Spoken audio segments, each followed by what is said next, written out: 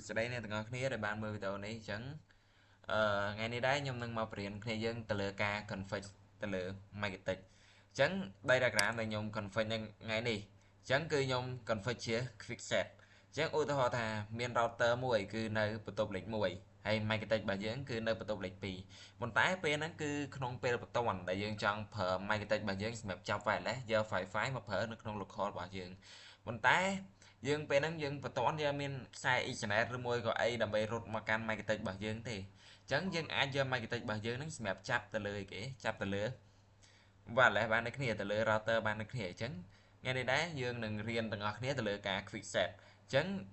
នៅវីដេអូបន្តទៀតខ្ញុំនឹងបង្រៀនគ្នាយើងទៅលើ wireless ដូចគ្នាទៅលើ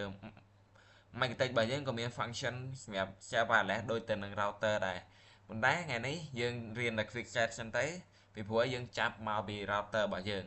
ញ្ចឹងជាដំបូងយើងចូលទៅកាន់ Magnetic មកអញ្ចឹងនេះជា Magnetic យើង refresh មក router Magnetic គ្នាយើងថ្មីយើង refresh មកយើងចូលវាមកដាក់ password សិនអញ្ចឹងនៅពេលដែលចូលមកដល់រូបរាងបែបនេះហើយ Magnetic យើងបែបនេះហើយអញ្ចឹងយើងអាចចូលទៅកាន់ bridge ដើម្បី create វាសិនអញ្ចឹង bridge យើងដឹងអីវាគឺដូចជាស្ពានសម្រាប់ចម្លងផ្លូវយើងស្ពានតែបន្តអញ្ចឹងយើងអាច create bridge មកយើងដាក់គេដាក់ van underscore ខ្ញុំដាក់ interface ណា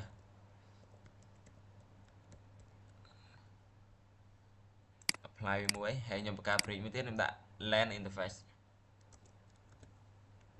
LAN underscore interface អញ្ចឹង port របស់យើងអញ្ចឹង port van គឺយើងយកវាជាគេជា WLAN នេះមក WLAN មួយនៅក្នុង Magnetic របស់យើងតែងតែមាននេះអញ្ចឹងយើងយក WLAN មួយមកហើយកន្លែងនេះគឺយើងរើសពាក្យថា WAN interface កុំយកពាក្យ LAN ពីព្រោះ LAN យើងប្រើក្នុង local WAN គឺយើងប្រើជា wire network ជាការចាប់អ៊ីនធឺណិតឬមួយក៏យើងប្រើរយៈចម្ងាយឆ្ងាយអញ្ចឹងយើងយក apply មកដើម្បីវាបានរូបរាងបែបនេះអញ្ចឹងជាដំបូងទៀតជាចំណុចបន្ទាប់ទៀតយើងចុចទៅកាន់នេះគេចែកទៅកាន់ quick set អញ្ចឹងនៅក្នុង quick set របស់យើងនឹងគឺវាមាន Wi-Fi ជាច្រើនយើងឃើញ Wi-Fi ឯងអញ្ចឹងយើងយក Wi-Fi នេះទៅចិត្តអញ្ចឹងរបស់ខ្ញុំដាក់ router របស់ខ្ញុំគឺជា client អញ្ចឹងខ្ញុំយក client មកតោះមកខ្ញុំដាក់ password client នឹងចូលមក password client របស់ខ្ញុំគឺដាក់ password នេះយើងចុច connect វាមកអញ្ចឹងនៅពេលដែលយើង connect ជាប់វានឹង load IP automatic ជាងឯងលុះត្រាតែឧទាហរណ៍ថាក្នុងករណីដែលយើងដាក់ password ត្រូវយើង release ហើយ renew វាសិនមកវាអាចនឹងរងចាំពេលបន្តិចដើម្បីយកអ៊ីនធឺណិតមក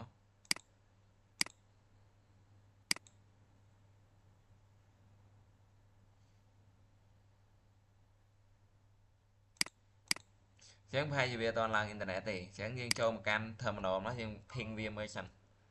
ថាវាប្រកាសជានេះមែនអត់ ping អញ្ចឹងអ៊ីនធឺណិតរបស់យើងគឺឡើងហើយគឺ app ហើយអញ្ចឹង IP ដែលយើងទទួលបានមែន 0.9 គឺយើង apply វាមិញទៅគឺវា app ហើយអញ្ចឹងនៅពេលដែលយើង connect វាហើយយើងអាចចុច release ហើយនឹង renew ហើយយើងយក IP automatic នេះមកហើយបន្ទាប់មកទៀតមកយើង apply ទៅអញ្ចឹងនៅក្នុង Magnetic របស់យើងគឺយើងចាប់ Wi-Fi បានហើយគឺយើងមាន Wi-Fi សម្រាប់ប្រើប្រាស់ហើយគឺវាឡើងអ៊ីនធឺណិតហើយនៅពេលដែលយើងចាប់បានហើយអញ្ចឹងដោយយើងមិនចាំបាច់ដោត port van រត់ខ្សែមកកាន់ Magnetic របស់យើង Magnetic របស់យើងក៏មាន function ចឹងដែរអញ្ចឹងបន្តមកទៀតមកគឺយើងចង់ឲ្យវាប្រើបាននៅក្នុង local របស់យើងត្រូវធ្វើម៉េចអញ្ចឹងយើងត្រូវចូលទៅកាន់ bridge ហើយយើងត្រូវ add port វាមួយទៀតអូដល់ថា port ដែលយើងដោតមកកាន់ computer port លេខ2អញ្ចឹងខ្ញុំយក port លេខ2 LAN interface ខ្ញុំ apply មួយហើយ port លេខ3ដែលខ្ញុំត្រូវប្រើនៅក្នុង Magnetic របស់ខ្ញុំ apply មួយទៀតមក port លេខ4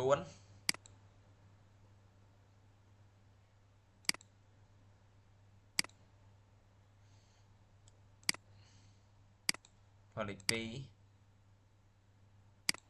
យក LAN យក WAN ណា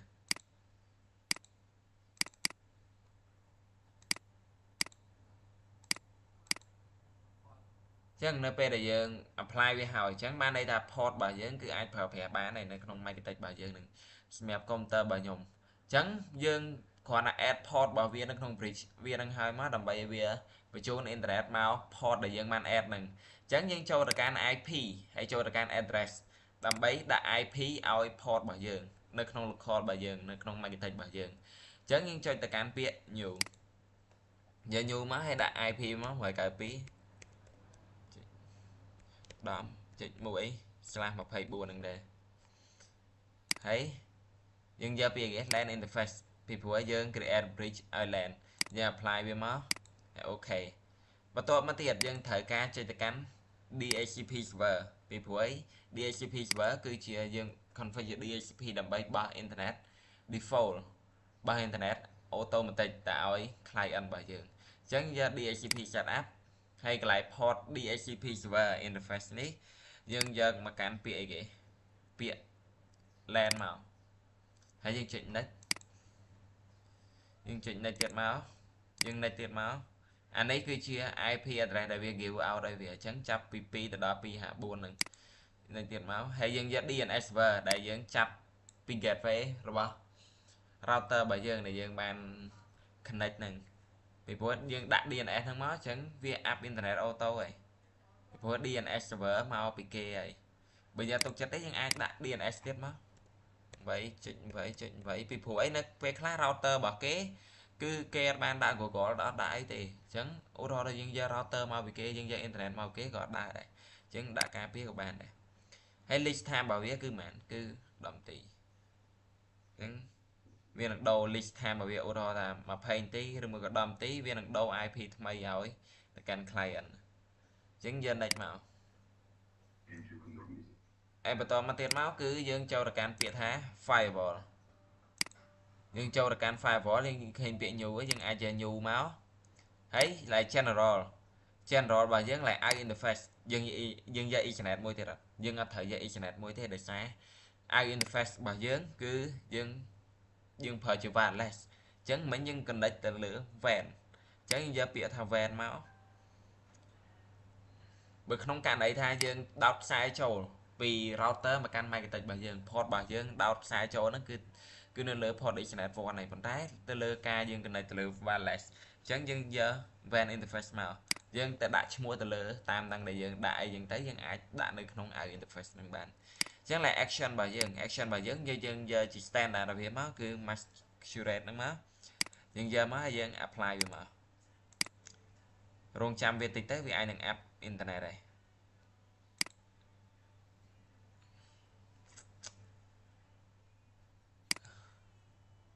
ចឹងបើវាអត់ទាន់ app internet យើងអាចដកដក port របស់វាហើយ download port វាមក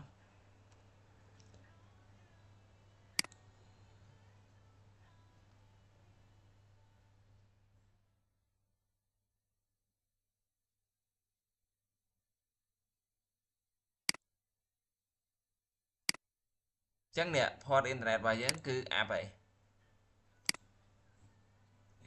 វាតែ release renew ចឹងឯងចឹងយើងអាច test speed វាមក test internet មកដែរដែរប៉ុណ្ណឹង speed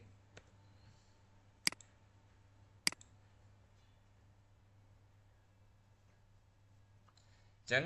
ទៅលើការចាប់ wireless រយៈចម្ងាយរបស់វាហ្នឹងគឺវាបានត្រឹម10-20 មេទេមើលមកប្រើប្រាស់ហើយពីព្រោះយើងអាចចាប់ 5G បានទេទៅលើ Microtik យើងចាប់បានតែ 2G ចឹងសម្រាប់វីដេអូរបស់ខ្ញុំគឺមានតែប៉ុណ្្នឹងចឹងសម្រាប់អ្នកទាំងអស់គ្នាដែលចូលចិត្តវីដេអូនេះអាចចុច like ចុច share ហើយនិង follow ខ្ញុំម្នាក់មួយដើម្បីតាមដាននៅវីដេអូក្រោយទៅលើការ config DHCP ហើយខ្ញុំនឹងបរៀនវីដេអូជាច្រើនទៀតទៅលើ Microtik ហើយនិង router ដូចគ្នាអញ្ចឹងអរគុណអ្នកទាំងអស់គ្នាសម្រាប់ទស្សនាវីដេអូនេះ